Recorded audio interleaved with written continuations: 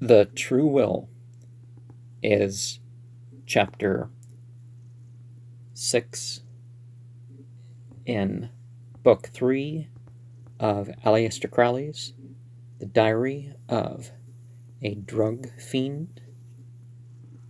And we should conclude the chapter herein. The meaning of all this ought to be perfectly obvious.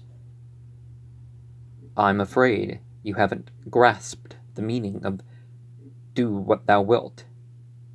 Do you see how the application of the law has helped you so far? Well, of course, I said. It's pretty clear I didn't come to this planet to drug myself into my grave before my powers have had a chance to ripen. I've thought it necessary to keep off heroin in order to give myself a show, but I'm left flat. Life becomes more tedious every day, and the one way of escape is barred by flaming swords. Exactly, he replied. You've only discovered one thing, that you don't will. You have still defined the one thing that you do will, and yet there are quite a number of clues in this manuscript of yours. I note you say that your squad commander, who didn't become that without some power of dealing with men, told you that you were not a great flyer. How was it exactly that you came to take up flying? That simple question induced a very surprising reaction. There was no reason why it should produce the intense irritation that it did. Basil noticed it, rubbed his hands together gleefully, and began to hum. Tipperary. His meaning was evident. He had drawn a bow in a venture, and it had pierced the king of Israel between the joints of his harness. He got up with alacrity and went off with a wave of the hand. Think it over, dear boy, said he, and tell me your sad story in the morning. I was in a very disturbed state of mind. I went to look for Lou, but she had gone for a walk with Cypress, and when she came back, she wore an air of wisdom, which I found insupportable. However, I told her my story. To my disgust, she simply nodded, as if highly appreciative of some obscure joke. There was no getting any sense out of her. I went to bed in a thoroughly bad temper. Now, as much as a person can say that it is the husbandly duty to come back and educate one's spouse and children, if you have them, that doesn't mean that all their information has to come from you. Almost immediately, the usual struggle began as to whether I should or should not take a dose of heroin. On this occasion, the controversy was short. I was so annoyed with myself that I took a specially large sniff, apparently less to soothe myself than to annoy somebody else indirectly. It was the first I had for a week. I'd been supplying its place with codeine. Partly from this, and partly from the psychological crisis, its effects were such as I had never before experienced. I remained all night in a state between sleep and waking, unable to call for assistance, unable to control my thoughts, and I was transported into a totally unfamiliar world. I did not exist at all in any ordinary sense of the word. I was a mathematical expression in a complex scheme of geometry. My equilibrium was maintained by innumerable other forces in the same system, and what I called myself was in some mysterious way charged with the duty of manipulating the other forces, and these evaded me. When I strove to grasp them, they disappeared. My functions seemed to be to simplify complex expressions and then to build up new complexes from the elements, so isolated as to create simulacra of my own expression in other forms. This process continued repeating itself with delirious intensity through endless islands. I suffered the intolerable pang of losing my individuality altogether by confusing it, so to speak, with some of the expressions that I had formulated.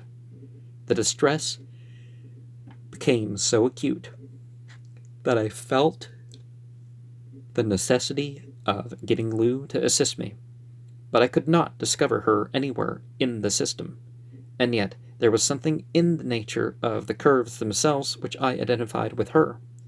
It was as if their ultimate form in some way depended upon her. She was concealed, so to speak, in the expression of the ideas. She was implicit in their structure.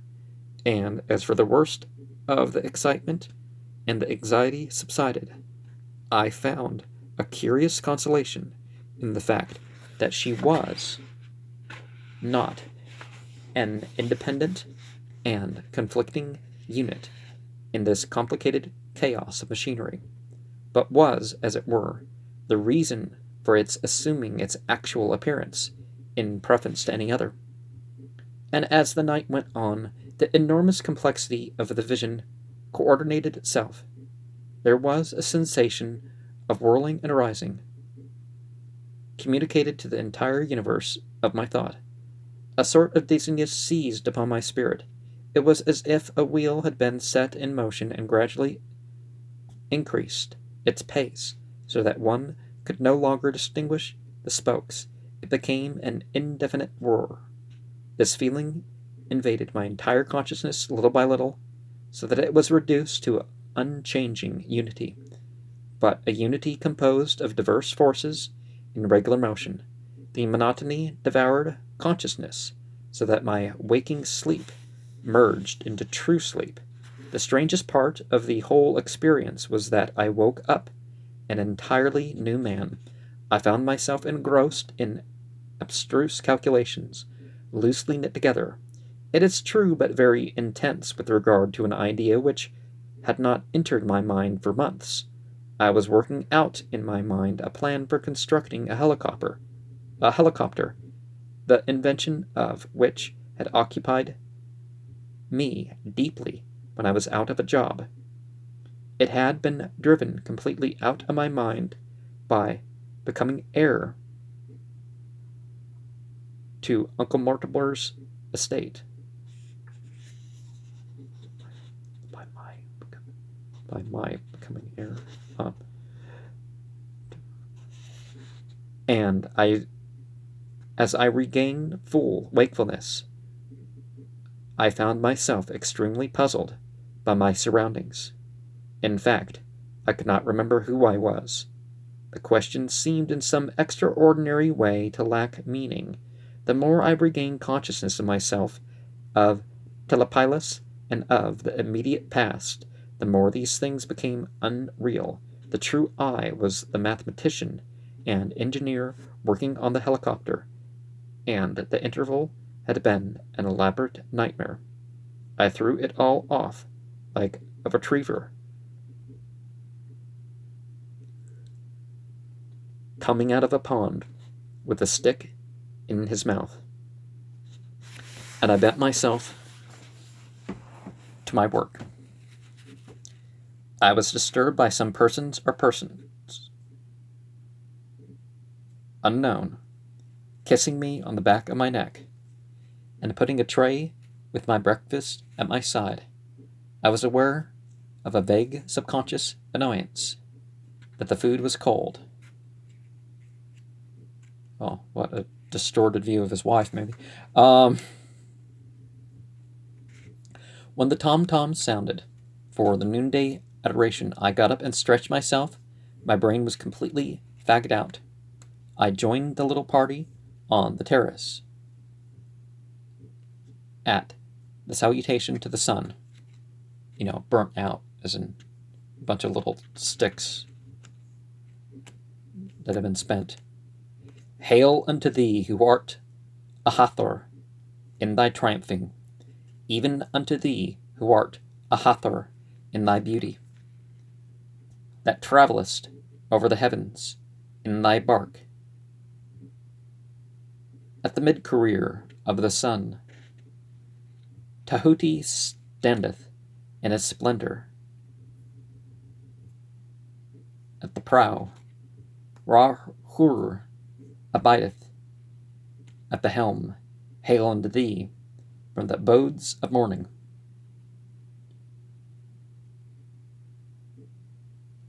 And so what he means midday, so morning has gone. Would it be Rahur and Jahote and Hattar? Would that be the right pronunciation?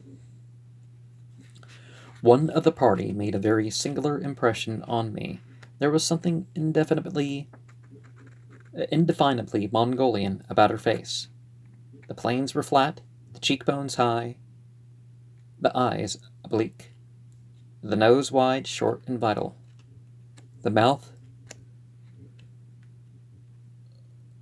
a long, thin, rippling curve, like a mad sunset. The eyes were tiny and green, with a piquant, elfin expression. Her hair was curiously colorless. It was very abundant. She had wound great ropes about her head. It reminded me of the armature of a dynamo. It produced a weird effect. This mingling of the savage Mongol with the savage Norseman type. Her strange hair fascinated me.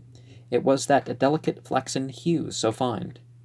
The face was extraordinary, young and fresh, all radiant with smiles and blushes.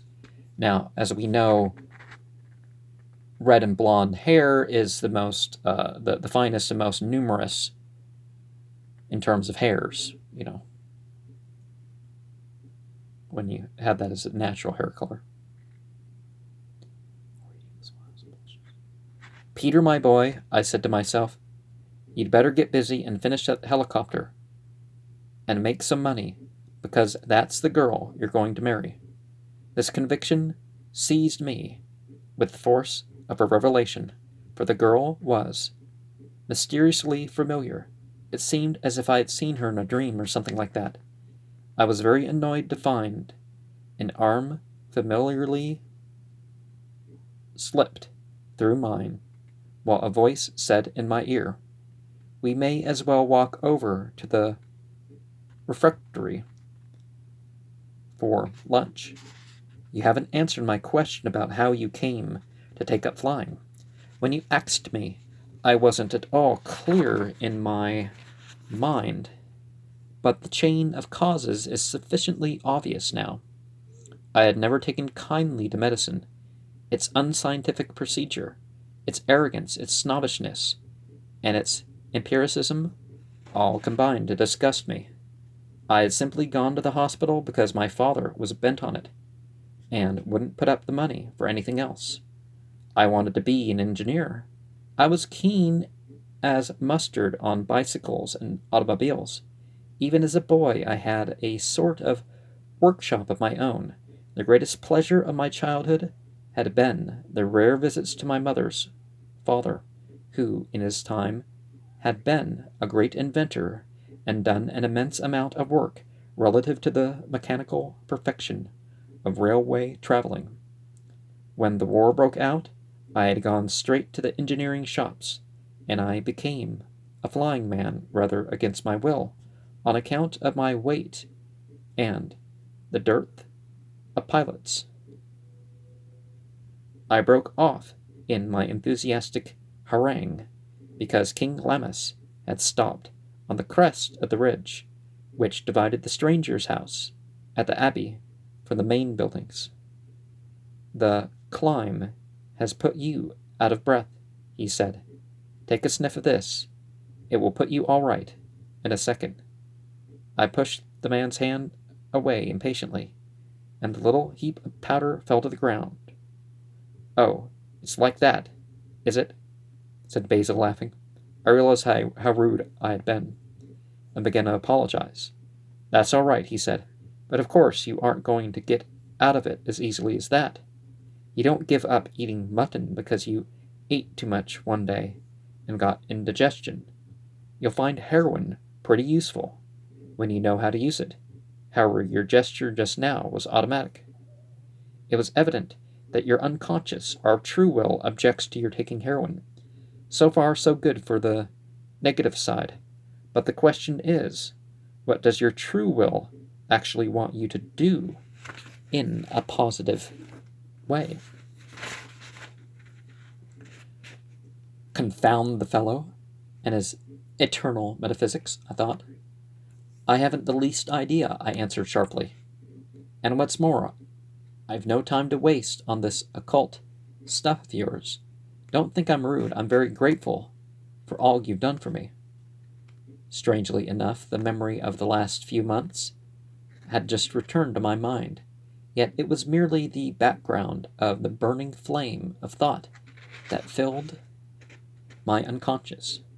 Basil did not answer as we walked down the hill. Altogether, I began to explain my ideas about the new helicopter. Almost without knowing it, we had reached the door of the large house, which the abbey used for a refectory, and we sat down on the stone seats which lined its northeastern wall and gazed over the marvelous prospect. The refectory was set on a steep slope. The ground fell sharply away from below our feet. On the left, the great rock towered even more tremendously than on the other side, and on the right, the hills above the coastline danced away into dim purple.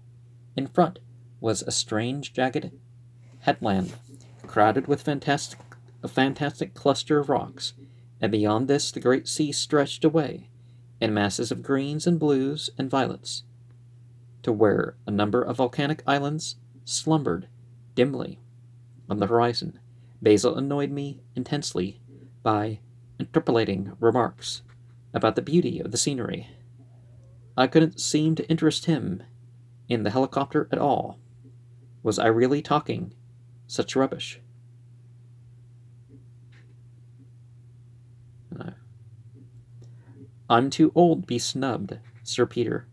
"Oh yes, I was Sir Peter now. Of course I was," he interjected, shaking me gently by the shoulder. I had paused to clear up a point in my mind about one of the gauges. "And I must remind you that you are a gentleman, and that when you came to this abbey, the first thing you did was to sign a pledge form." He repeated my words.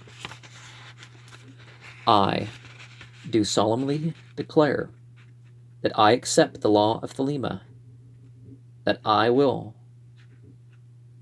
devote myself to discover my true will and to do it." "Yes, yes, of course," I said hurriedly. "I'm not trying to get out of it. But really, I am, at the moment, most frightfully preoccupied with this idea about the helicopter."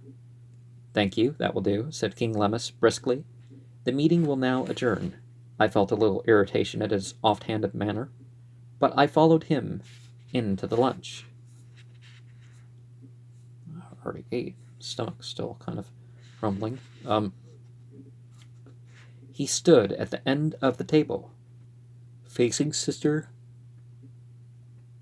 Athena at the other. "There will be champagne," he said, "for lunch today." The remark was received with a hilarity which seemed positively indecent, and altogether out of proportion to the good news announced. The whole abbey seemed to have gone wild with delight. Following the example of the big lion, everyone pointed a forefinger.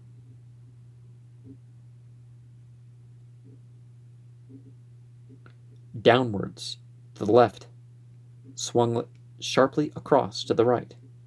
This gesture was repeated 3 times, and accompanied by the words, Etho-ho! Etho-ho! Etho-ho! Evoeho. They began to clap hands, but checked the movement before contact and allowed the clash to take place on the third syllable of the great cry.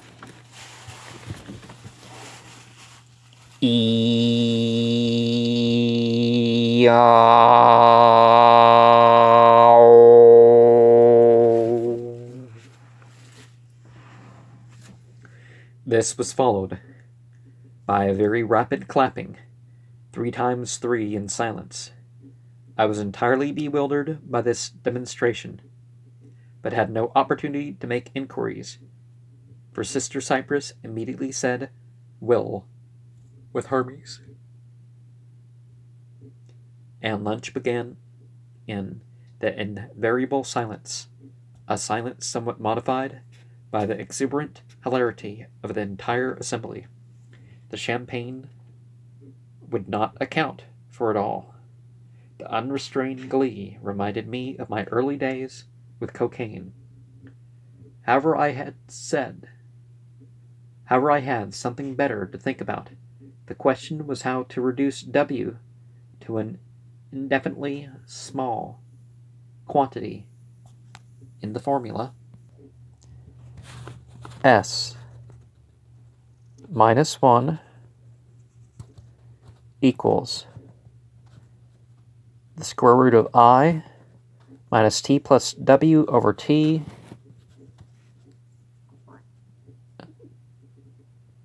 Tm squared.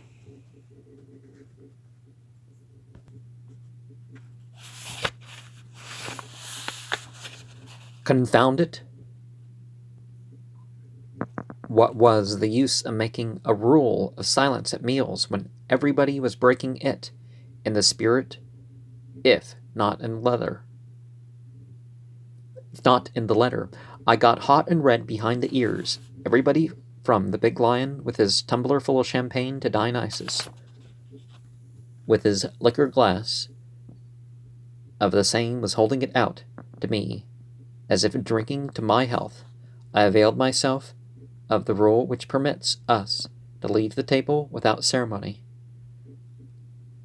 I would go back to the other house and work, but a sudden thought struck me just as I got outside the door.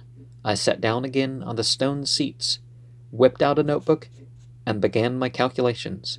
I saw my way to a solution, jotted down my idea, and snapped the book to in triumph.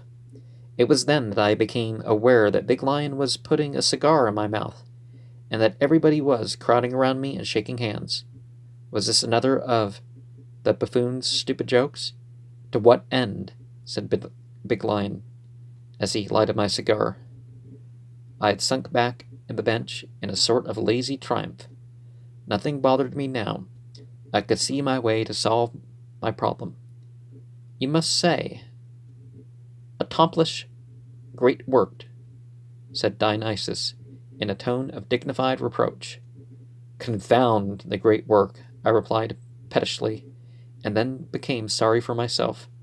I picked up my pagan fiend and took him on my knee and began to stroke his head. He smugged up to me delightfully. "You must excuse us," said Hermes very seriously, but we're all so glad.